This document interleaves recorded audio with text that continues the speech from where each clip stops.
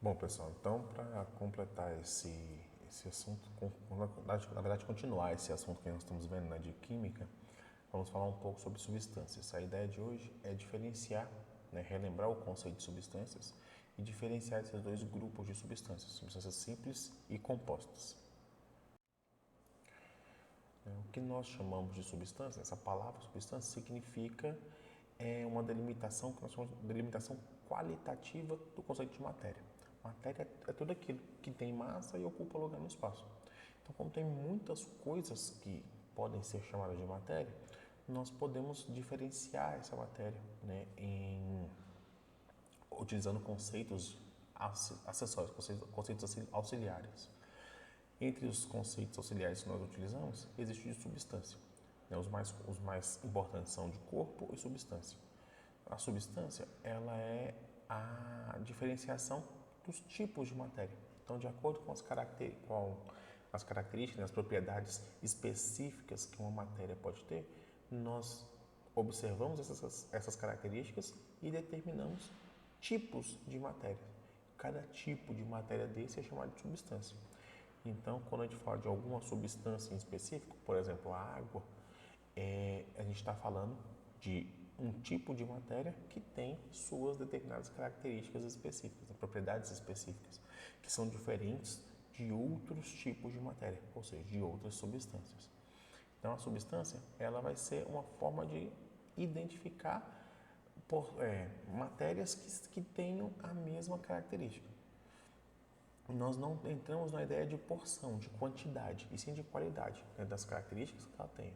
Quando nós pensamos em quantidade de matéria, em pedaços de matéria, aí o conceito que nós usamos é o de corpo. O corpo vai ser uma porção de matéria e nós usamos o conceito de corpo sem nos preocuparmos com os tipos de matérias que estão naquele pedaço de matéria analisado. Então, quando a gente pensa na quantidade, na porção, utilizamos a ideia de corpo. Quando nós pensamos em diferenciar tipos diferentes de matéria, aí usamos a palavra substância. E o que vai determinar uma substância, pensando em nível de partícula, é a molécula. Então, a molécula é a menor unidade de uma substância. É a menor porção de matéria que mantém aquelas características que foram observadas na substância. Então, uma molécula de água, ela é formada por 3 átomos, um átomo de oxigênio e 2 de hidrogênio, encaixados uns nos outros, né, ligados uns aos outros. Então, quando eles têm essa conformação, né, os 2 átomos de hidrogênio conectados ao átomo de oxigênio, isso vai conferir à estrutura, né, essa molécula, as características que nós percebemos na água.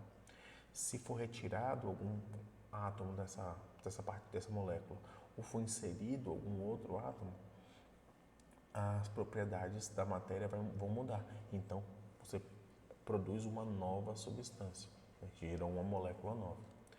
Então, a molécula é o limite da substância. A molécula não é o limite da matéria. Então, você pode quebrar uma molécula de água, por exemplo, e o que sobra continua sendo matéria, porque os átomos que formam a molécula podem estar separados e mesmo assim continuar sendo átomos.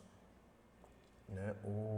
Mas eles não vão manter mais as características que a água tinha, né? Que a molécula da água tinha, conferia à substância aquelas características de solubilidade, de capacidade de armazenar energia, né? De estado físico a determinada temperatura. Então, tudo isso é definido pela estrutura que a molécula tem e a forma como ela interage com outras moléculas semelhantes.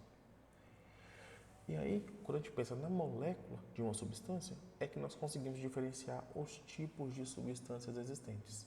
Nós vamos chamar as substâncias de simples ou compostas de acordo com a variedade de átomos que nós encontramos na molécula dele. Então, aqui o exemplo, nesses cilindros de oxigênio, aqui tem a fórmula química do oxigênio, O2. Então, uma molécula do gás oxigênio, ela é formada por átomos de apenas um tipo, que é o oxigênio. Então, tem 2 átomos do mesmo tipo.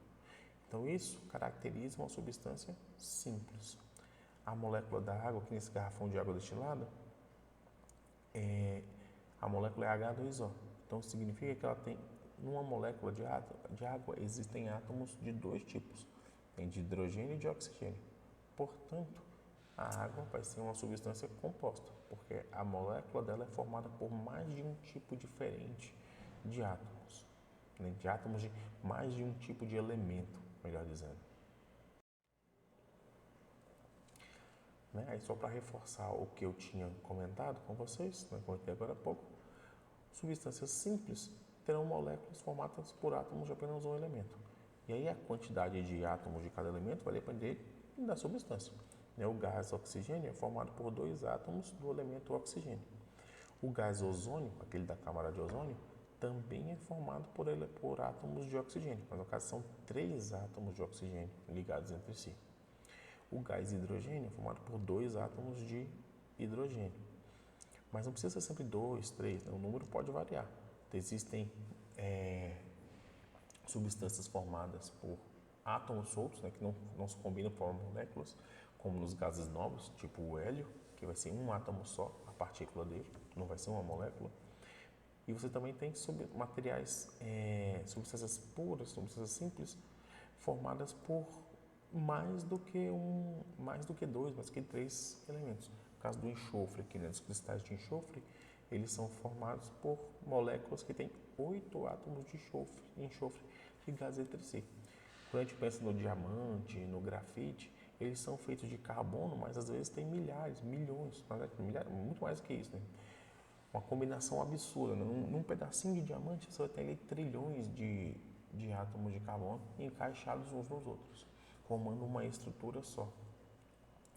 E aí nós chamamos esse tipo de substância, que vai ter moléculas formadas por átomos de um elemento só, de substâncias simples. Entre as substâncias compostas, que são as mais variadas, nós vamos encontrar nas moléculas delas mais do que um tipo de elemento representado. Então, na água, como eu mostrei antes, nós temos 2 elementos, né, hidrogênio e oxigênio. Então, 2 átomos de hidrogênio e 1 de oxigênio compondo a água. No gás carbônico, temos 1 átomo de carbono ligado a 2 átomos de oxigênio.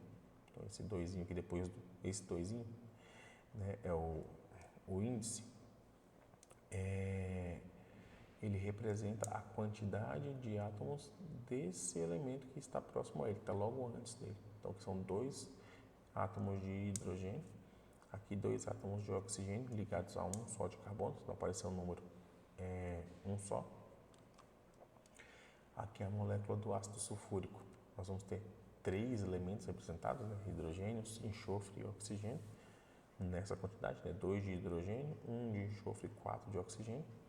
E o gás metano, formado por 1 átomo de carbono e 4 de hidrogênio. Então, a quantidade de átomos de cada elemento vai variar, né? Dependendo das ligações químicas que eles realizarem, para que essa molécula atinja a estabilidade, né? Para que cada átomo da molécula tenha a sua estabilidade.